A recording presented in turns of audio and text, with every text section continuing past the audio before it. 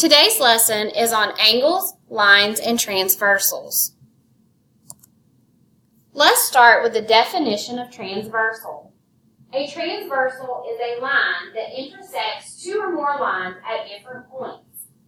In the diagram, line T, which we see here, intersects lines A and B. Line T is a transversal.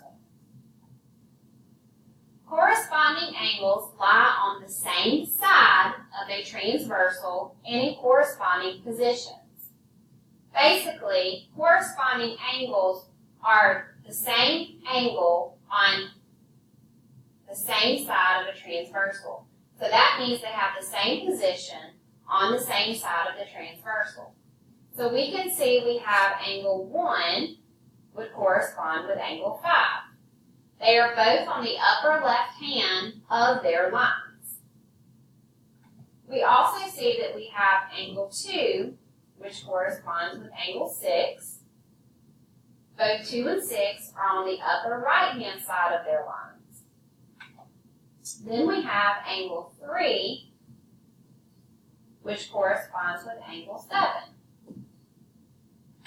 And finally, we have angle 4, which corresponds with angle 8. Here we see corresponding angles, and we see the relationships between our corresponding angles.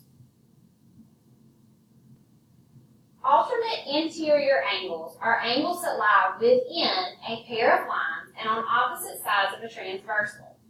Here we have the pair of lines A and B. Inside these lines is the interior of our transversal. The interior of these lines means that we have alternate interior angles. That is the relationship that is formed when the transversal, line T, cut through lines A and B. Again, alternate interior angles are inside the lines, and they're on opposite sides of the transversal. So let's start with angle 4. Angle 4 is opposite of angle 6. Since they're on opposite sides of the transversal, that means that angles 4 and angle 6 are alternate interior.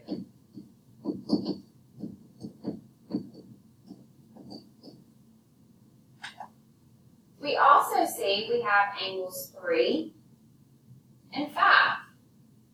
Angles 3 and 5 are also alternate interior angles. They are on the inside of our lines, and they are on opposite sides of the transversal. So angles 4 and 6 and angles 3 and 5 are alternate interior angles. When a transversal intersects two parallel lines, such as the one shown, alternate interior angles are congruent. Since these two lines, and let's name them lines A and B, are parallel lines cut by transversal C, that means that our alternate interior angles will be congruent. If I told you that the measure of angle 4 is 75 degrees, the measure of angle 6 would be the same thing because they are alternate interior angles. Knowing the relationships between angles 4 and 6 also allows us to find the measures of 3 and 5. I know that supplementary angles are formed when two angles together equal 180 degrees. They form a straight line, and we can see that here with angles 5 and 6. They share a common vertex and a common side, which also makes them adjacent. This creates a linear pair. Since angles 5 and angle 6 are linear pairs, that means that we can figure out their measures because they equal 180 degrees. If I know that the measure of angle 5 plus 75 degrees, which is the measure of angle 6, equals 180, I can solve for angle 5. I can subtract 75 from both sides, and I will get the solution to my problem as being 105 degrees. So that means that the measure of angle 5 would equal 105 degrees.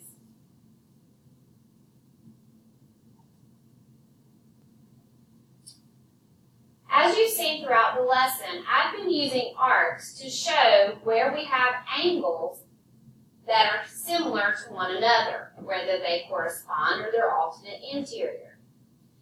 We can mark angles to show congruency. When a transversal intersects two parallel lines, corresponding angles are congruent. Congruent angles have equal measure. You can mark angles with arcs to show that they are congruent.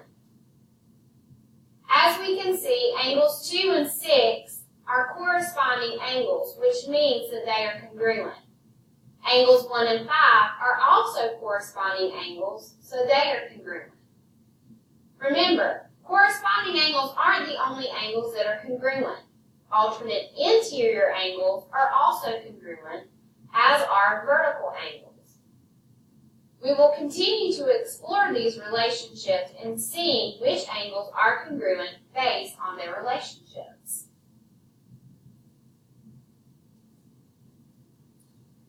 Example number 1, name a pair of corresponding angles. Name a pair of alternate interior angles. Remember, corresponding angles are the same position but on a different line. So if I have lines A and B, I can see that angles 1 and 5 are corresponding.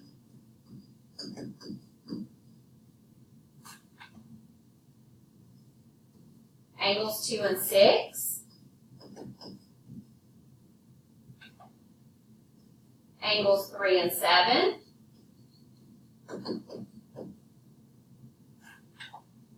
And angles 4 and 8. These are corresponding angles. Now, let's look at alternate interior.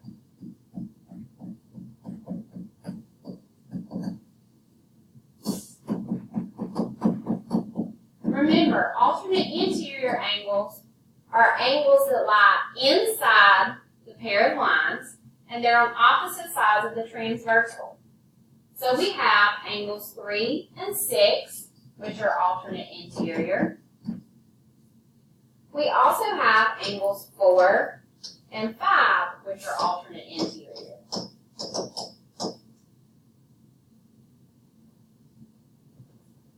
Let's look at our next two examples. Example number 2, what is the measure of angle 1? If we look, the 80-degree angle and angle 1 are corresponding angles. They are on the same side of the transversal in the same position. Therefore, the measure of angle 1 would be 80 degrees. Because remember, corresponding angles that are within parallel lines are congruent. Example number 3, what is the measure of angle 2? Here I see a 60-degree angle, which corresponds with angle 2. Since these are corresponding angles, and since they are inside, or since they are on parallel lines, that means that their measures are equivalent. So the measure of angle 2 would also be 60 degrees. Again, 60 degrees is congruent to the measure of angle 2.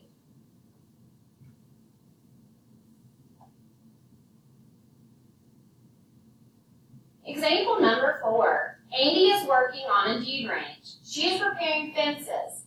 The rails of the fence shown are parallel. What is the measure of angle 1? Again, when we have parallel lines, that means that our angles are congruent. So, we have a 40-degree angle, which is the alternate interior to angle 1. Since they are alternate interior angles, that means their angle measures are congruent. Therefore, the measure of angle 1 is 40 degrees. For example number 5, we're trying to figure out the measure of angle 1.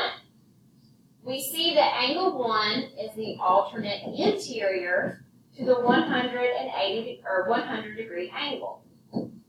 Since they are alternate interior, we know that they are congruent, so their measures are the same.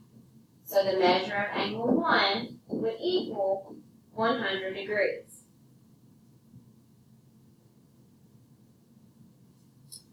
We've talked about alternate interior angles being inside the pair of lines on opposite sides of a transversal.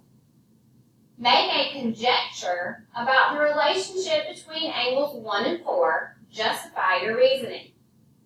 Well, if angles 2 and 3 are interior angles, what can we say about angles 1 and 4? If you thought those are exterior angles, you're exactly right. Angle 1 and angle 4 are alternate exterior angles. They lie outside of the two lines, and they're on opposite sides of the transversal. So the relationship between angles 1 and 4 is their alternate exterior.